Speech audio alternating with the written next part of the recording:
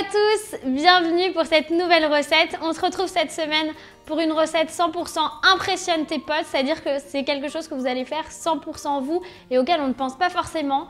On va tabler sur quelque chose que tout le monde aime. On peut créer des saveurs à son goût. On va préparer ensemble une pizza 100% maison. Vous allez pouvoir faire avec moi la pâte, la sauce tomate. Par contre, le fromage, je vous laisse l'acheter. C'est parti!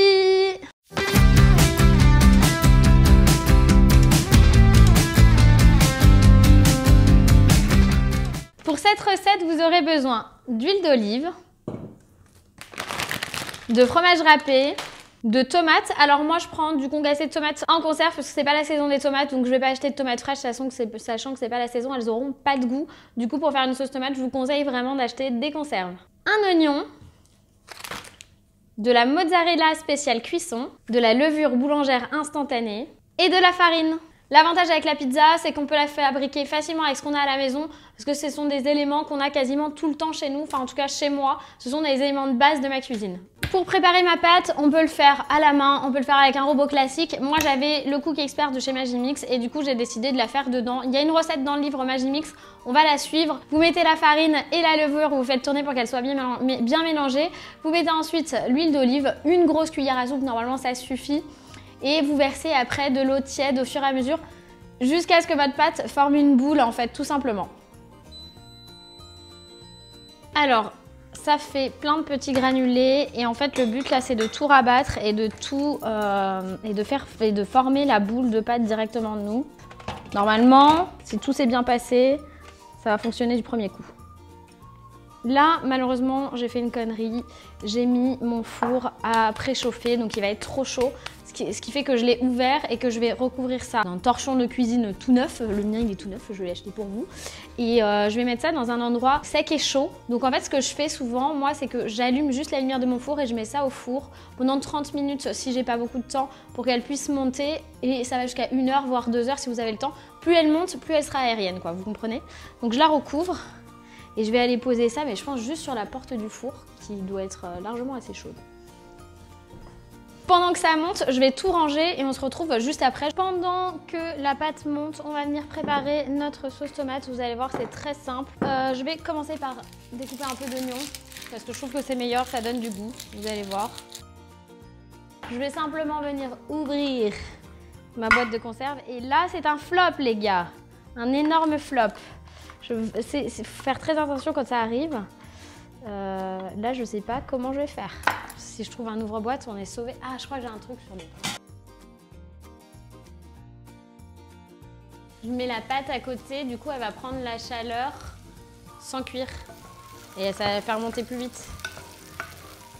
Maintenant que mes oignons ont un peu doré, je vais venir ajouter ma tomate. On va laisser ça revenir doucement, je vais baisser un peu le feu parce que du coup sinon ça va sauter dans tous les sens la tomate. Je vais ajouter de l'huile d'olive, toujours un peu plus, du sel,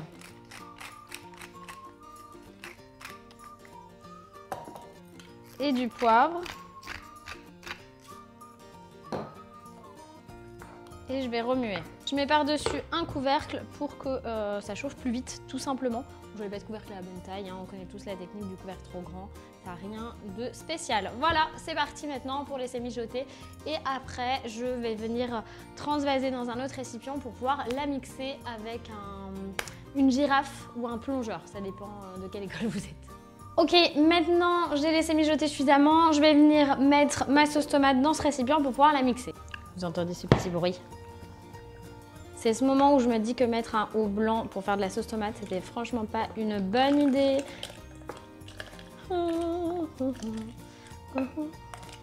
C'était une très très mauvaise idée. Mais bon, je vais peut-être m'en sortir. Ok, je vais utiliser ce qu'on appelle un plongeur ou une girafe. Ma grand-mère appelait ça une girafe. Le principe, c'est que c'est un mixeur à long bras, on va dire ça comme ça, et qu'on va juste plonger ça. Je pense que là on est bon. Quand elle est bien mixée, je trouve qu'elle prend toujours cette petite teinte orangée. Ça donne vraiment l'impression de voir la sauce tomate que fait ma grand-mère. Je vais maintenant préparer mon plan de travail pour pouvoir étaler ma pâte. C'est très important d'avoir suffisamment de place et surtout d'avoir de la farine que j'ai rangée. C'est bon, j'y suis. Du coup, la première étape pour pouvoir étaler une pâte à pizza, c'est de préparer son plan de travail avec pas mal de farine. Hein, bon, ça met un peu le bazar, la cuisine c'est un peu salissant, mais on adore, n'est-ce pas? Je vais prendre ma pâte, je vous avoue qu'elle n'a pas énormément monté, mais laissez-la vraiment monter. Moi j'ai pas le temps aujourd'hui parce qu'il y a d'autres personnes qui vont servir du studio, mais je me dépêche, du coup elle est quand même mangeable, hein, vous n'êtes pas obligé de la faire monter pendant des heures et des heures. Là normalement ça devrait largement suffire.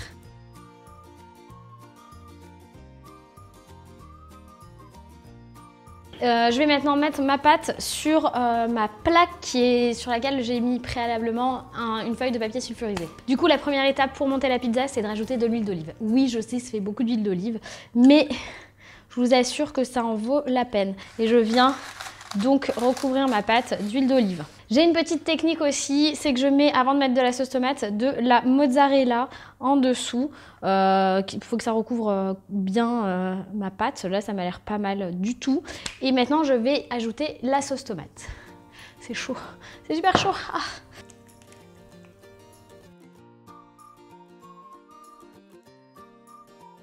Je vais rajouter une bonne dose de gruyère râpée et je vais mettre ça au four pendant minimum 15 minutes à 200 degrés. Allez, c'est parti, au four. Et voilà, maintenant j'ai fini la pizza, j'ai sorti du four et comme je suis pas assez objective pour vous dire si elle est bonne ou pas, j'ai fait appel à Clémentine. Tu viens? Clémentine qui travaille donc pour Studio 71 et qui est complètement coupée parce que je suis minuscule. On va couper. Qu'est-ce que tu en penses déjà? Le visuel est pas mal. C'est super beau. Pas mal. Vraiment le côté maison, les bords Taigo et tout, moi j'adore. Ah mais de toute façon je saurais pas faire, je crois. Je crois que je saurais pas faire, qu'elle soit bien ronde. Ma grand-mère, c'est assez dingue, elle prend une boule de pâte comme ça, elle va l'étaler et elle est parfaitement ronde. C'est un truc qui est impossible. Peut-être ça vient avec l'âge. Ouais, je pense à force de le faire. Tu l'as fait tourner comme ça ou pas? Non. Elle m'a pris pour Mario, comme ça. Normalement elle file bien. C'est chaud, j'ai peur que tu te brûles. Normalement, elle filme bien.